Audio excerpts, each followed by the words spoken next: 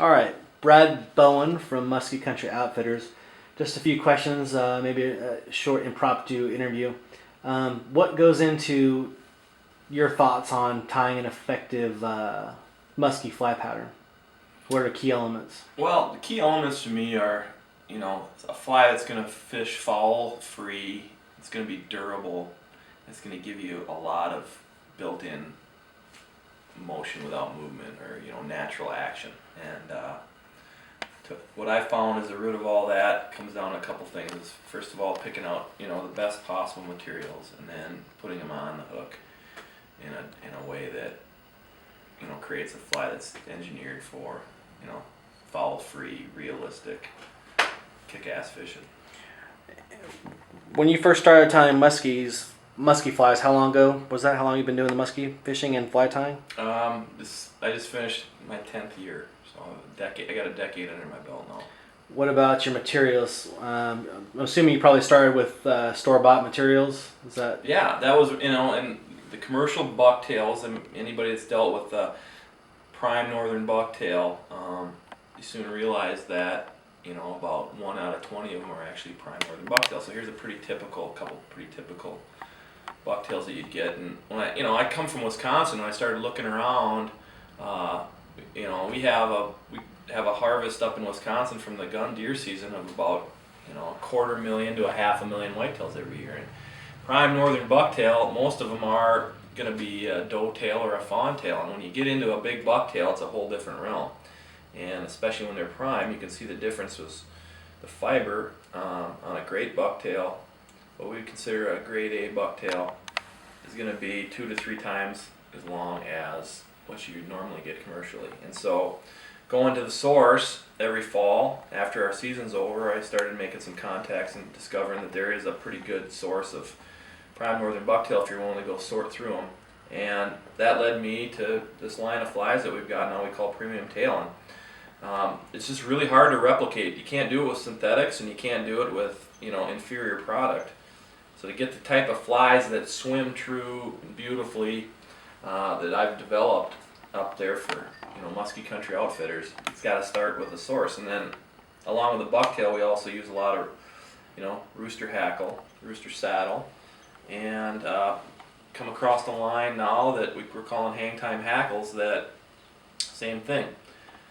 If you know commercially available schlappen, it's a webby, floppy, 6 to 8 inch feather, where hang time hackles is about twice as long as that, and it gives you that beautiful, flexible stem, great barring, So going to the source and tracking that down, that's where you get your best ingredients.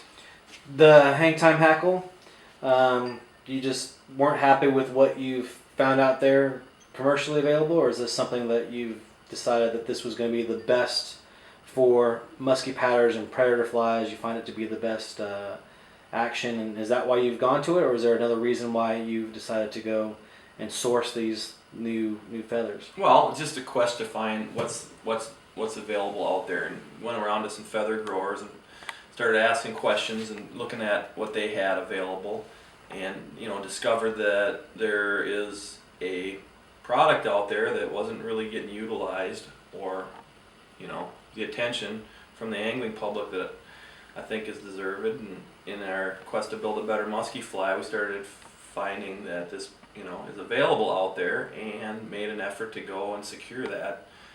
Part of it was that through the fashion trend, which everybody was aware in the fly tying world, it took that long saddles and really decimated that for a couple of tying seasons, and calling around and asking questions from the growers, what is up with that, I started finding an opportunity there to go in, and so made a move on that, and now we've got hang time hackle that we're going to be distributing under that name, and I think fly tyers are going to be real happy with it. What's your most consistent fly up in your area that you consistently catch? What's your go-to pattern? What do you have the most confidence in of all your patterns that you created and you use?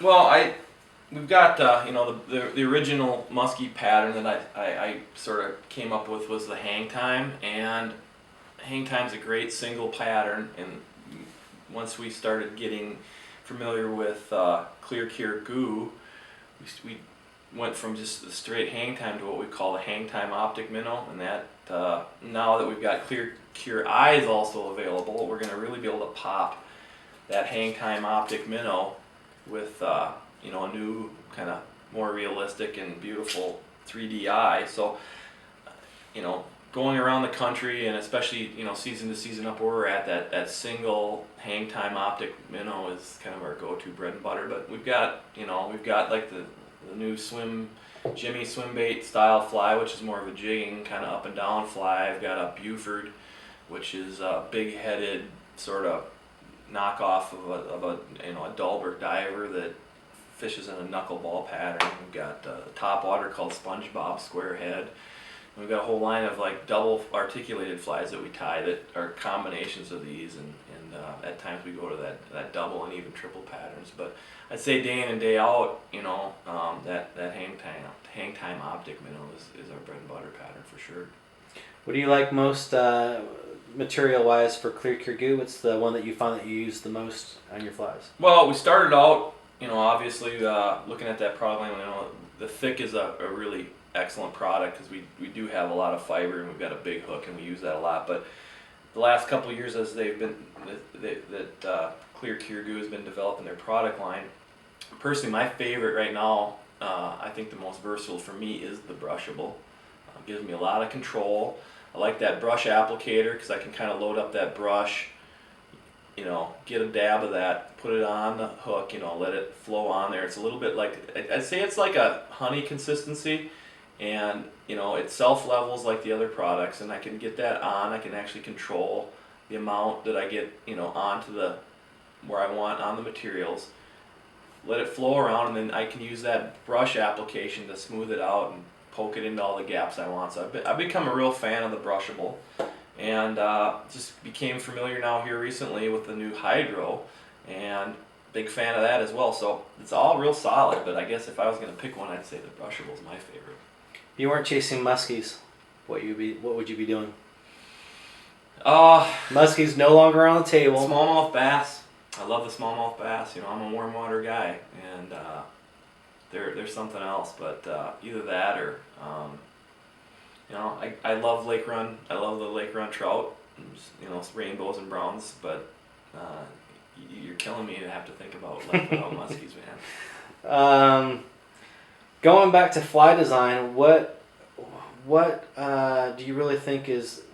When have you known that you hit it out of the park? I'm sure you probably try some flies and some don't work and some do work. When do you consider it to be a guide fly that can be tied effectively, durable? Well, that's part of it. The creative process in the off season. You sit around, you come up with some concepts, and we do some tying. But we're really lucky where our base camp is, just up in up outside of Hayward, Wisconsin. Literally, I'm a walk down to the dock, and I got a musky, Class A musky lake that we live on, and then there's an outflow to that's part of the upper part of the Chippewa River, and so we can tie at the vise and go down and slap these in the water, and a lot of times the fish are going to tell you right away whether or not your fly design works. So it's pretty neat. I mean, I'll use swimming pools and bathtubs or whatever I've got available to watch that thing swim, but after you do this for a while, you build up an intuition for what works. You start to kind of get that predator fish mentality in your brain.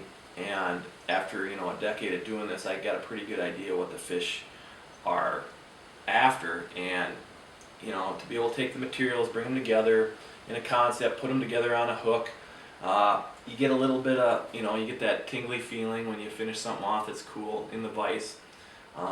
Get it in some water and look at how it swims and how it acts, but I guess the fish are the final litmus test, and they're going to give you the results that you need. But it's pretty cool because a lot of times we can go down and we've got some muskies that live around the dock and they live below the dam, and we try not to beat up on them too hard, but they're our best critics, and if they come in and eat your fly right off the bat, you get pretty much got a lockdown, you got a lockdown keeper right out of the gate. So that's always doesn't happen every day, but when it does, it's really cool. I grew up on in the Pacific Northwest, and grew up on the Green River, the Duwamish River, and steelheading. You consider a steelhead it's a pretty rare catch, and a good day steelheading is Man, a great day is you catch one fish. Yeah. What is a great day? Not a fantastic day, not a good day. I'm talking the most epic day on the Musky River that you've ever had. What do we have for a fish count? And I'm sure you guys have a lot of good times and experiences and hanging out with everybody. But fish wise, well, what is epic when it comes to Musky? Epic is, I've had it happen twice. I've got 17 boated fish in one day. You know, and that's with clients. And you know, it once or twice a season you get one of those really holy cow experiences. But I had a couple of guys that were trout fishermen, and they won a trip from Trout Unlimited, and they came up, and they happened to get up in middle part of September. We got a big storm front come in, and they boated 17 fish, and they probably, if they would have been experienced musky anglers, could have done 25, 28 fish. They were just on fire. It seemed like there was a muskie behind every rock, and it was really something. And I don't know if I'll ever repeat it, but we go out hoping that you do. That's epic. Now that was in September? That was September. What about the other day that was pretty epic?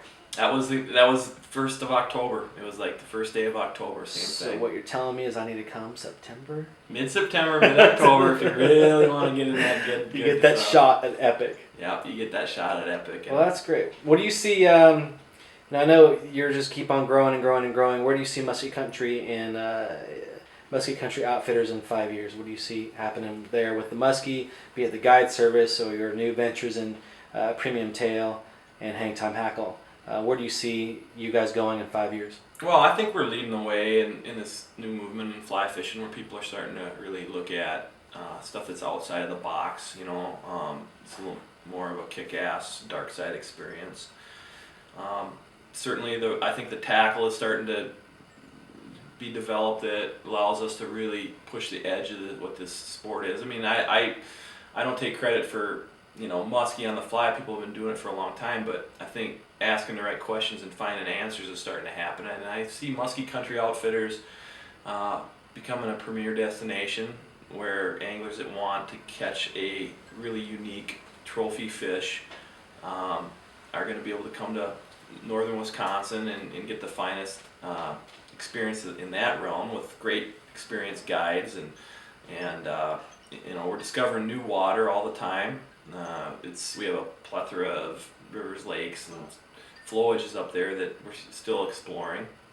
I think that you're going to find that throughout the year, the southern muskie is going to really start to show a lot of stuff down in Tennessee and Kentucky and the Carolinas, Virginia in the wintertime. We're getting more and more guys doing that. So I see the sport of musky fly fishing really coming up and becoming a critical thing that the guys that really want to have that kind of that adrenaline edge to their fly fishing, they're gonna seek this out, and they're gonna see that it's a real deal. Well, it's been great having you on our pro staff at Clear Cure Goo. It's been to see the evolution of the flies that you come out with and the energy that you guys put out up there. If people want to get in contact with you, visit your website or book a trip, how can they go about doing that? Well, they can find us at muskycountryoutfitters.com. That's musky with a Y, countryoutfitters.com. That's our website home. You can find us on Facebook, Musky Country Outfitters. I'm the Afton Angler. You can always look up the Afton Angler kind of craziness. And of course, Clear Cure Goo, I'm sure, is going to point it the way. And I want to thank you, Brian, because you've been a big part of us discovering ourselves. Phone number is 715-558-2937. All right. Guide at muskycountryoutfitters.com. Email. So we look forward to hearing from you. I appreciate it. Thanks, Brian. You're welcome. Thank you.